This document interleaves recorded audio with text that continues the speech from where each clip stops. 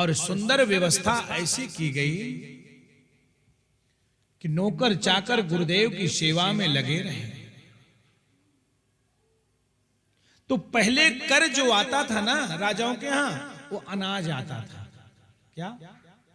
अनाज। अब आप लोग टैक्स किस चीज का देते हो? पैसे का। तो पहले टैक्स में क्या आता था? अनाज। तो राजा के यहां जो टैक्स आया था वो अनाज आया। मंत्री लोग गए किसी पापी के यहां से, जो अत्याचारी दुराचारी ऐसा व्यक्ति के घर से उसका नंबर था, उसके यहां से कर ले आए अनाज। उसी अनाज का राजमहल में रोटी बनी। और रोटी बनते ही यह नियम था कि जब रोटी भोग रसोई तैयार हो तो पहले गुरुजी को खिलाई जाए। लगी थाली गुरुजी को दिया। गुरुजी ने वो भोजन करते ही गुरुजी की मति बिगड़ गई गुरुजी की मति।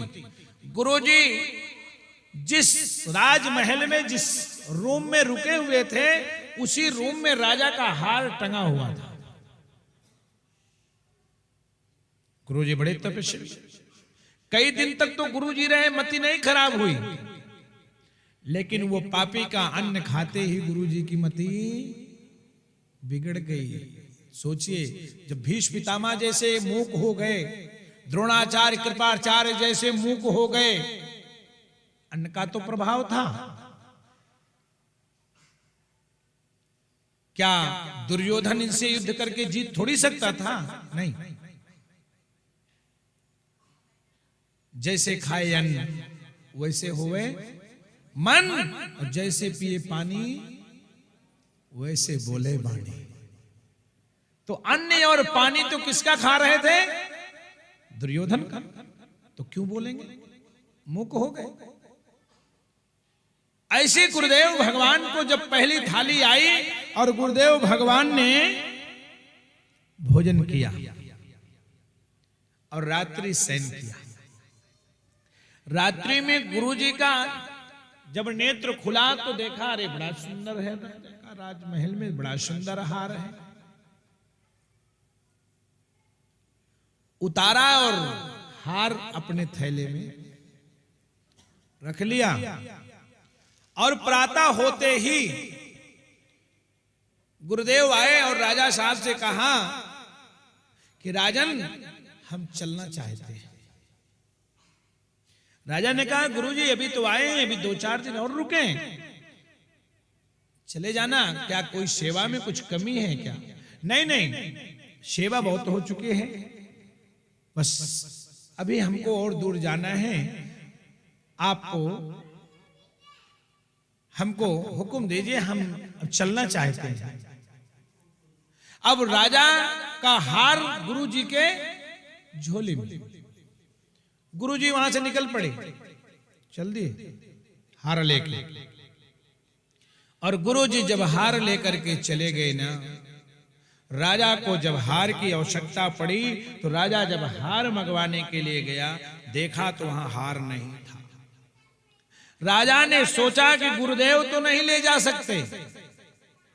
गुरुदेव की सेवा में जो नौकर लगे थे उन्होंने ही हार चुरा लिया। सारे नगर में ढिंढोरा पिटवाया कि कल शाम तक यदि हार नहीं मिल जाता है तो जो जो गुरुजी की सेवा में था सबको फांसी की सजा सुनाई जाएगी। बताओ, निरपराधी हार कहीं और गया। राजा कह रहा है कि हमारे गुरुजी नहीं ले जा सकते। कोई नई बार थोड़ी आए हैं, मेरे गुरुदेव तो अनेकों बार आए, इसी कमरे में रुके, हार हर बार इसी कमरे में रहता था, हार कभी गायब नहीं हुआ। और अब की जो हार मेरा है ये किसी नौकरों का ही हार है। अगले दिन का समय दे दिया कि अगले दिन शाम तक यदि हार नहीं मिल जाता है तो जो जो भी सेवा में था सबको मृत्यु दंड दिया जाएगा। अन्न का प्रभाव है, ध्यान रखना। इसलिए आप सबसे भी मेरा निवेदन एक है कि रसोई में चप्पल पहन के मत भोजन बनाया करो, खड़ा लाओ। और नहीं मती देखो सुधरेगी नहीं, चाहे कथा सुन लो और गंगा स्नान कर लो और कार्तिक भादो नहा लो, कुछ नहीं होगा। ये समझ लेना, क्योंकि रसोई हमारी मां अन्नपूर्णा का मंदिर है। किसका? मां अन्नपूर्णा का मंदिर है। अगर अन्न सही होगा ना तो व्यापार सही होगा, व्यवहार सही होगा, परिवार सही होगा, सब सही होता चला जाएगा। और अन्न अगर दूषित रहेगा ना तो सब बिगड़ता चला जाएगा, बनने वाला कुछ नहीं है प्यारे, सुन लेना। इसलिए आहार को पहले शुद्ध करो तो व्यवहार अपने आप ठीक हो जाएगा। आहार ही हमारा सही नहीं है, इसलिए व्यवहार हमारा सही नहीं है। अगले दिन प्रातःकालीन हुआ, गुरुदेव उठे, शौच आज से निवृत्त होकर के स्नान ध्यान किया, भगवान का चिंतन किया। वह चिंतन भगवान का करते गुरुजी के ध्यान में आया, अरे राजा का हार मेरी थैली में, राजा का हार हमारी थैली में आ गया। राजा तो बड़ा कठोर है और जो प्रजा है उसको निश्चित राजा मृत्यु दंड देगा। गुरुदेव ने हार लिया और राजमहल की तरफ वापस, राजमहल की तरफ वापस हो गए। राजमहल की तरफ वापस। देखिए अन्न का प्रभाव है कि कोई समझ नहीं पाता है, उसकी कृपा है। जैसे गुरुदेव को यह पता चला कि हार राजा का मेरे थैले में चला आया है और राजा जो है वो दंड देने में देरी नहीं लगाता है, तुरंत गुरुदेव ने हार लिया और राजमहल की तरफ। क्योंकि जो अन्न खाए थे ना वो सारा विकार निकल गया से, भागे चले गए राजमहल। राजा ने देखे सिंहासन पर गुरुदेव भागे चले आ रहे हैं। राजा खड़ा होकर के स्वागत करता है, गुरुदेव आप तो कह रहे थे हम यात्रा के लिए जा रहे हैं।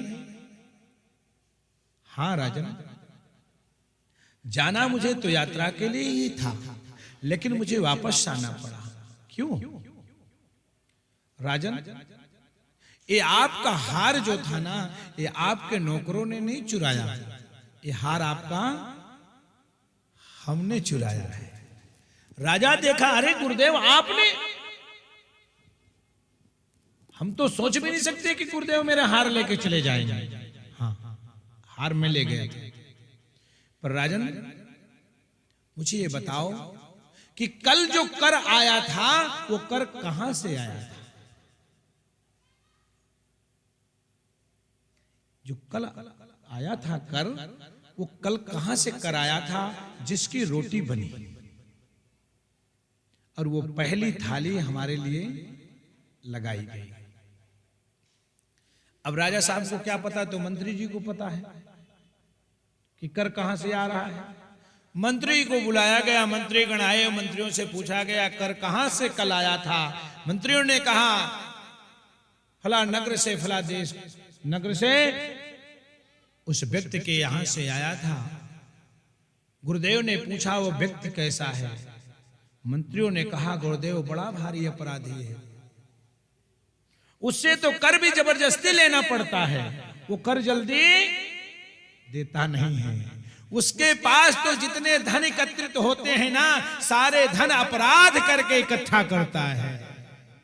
उस गुरुदेव ने राजा से कह दिया कि राजन आज से अनाज का कर लेना बंद कर दो। उस अनाज को खा करके मेरे जैसे तपस्वी की बुद्धि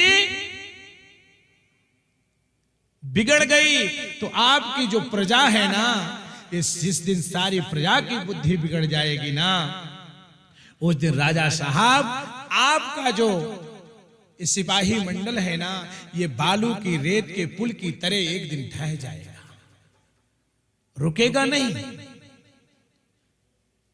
राजा ने उस दिन से कर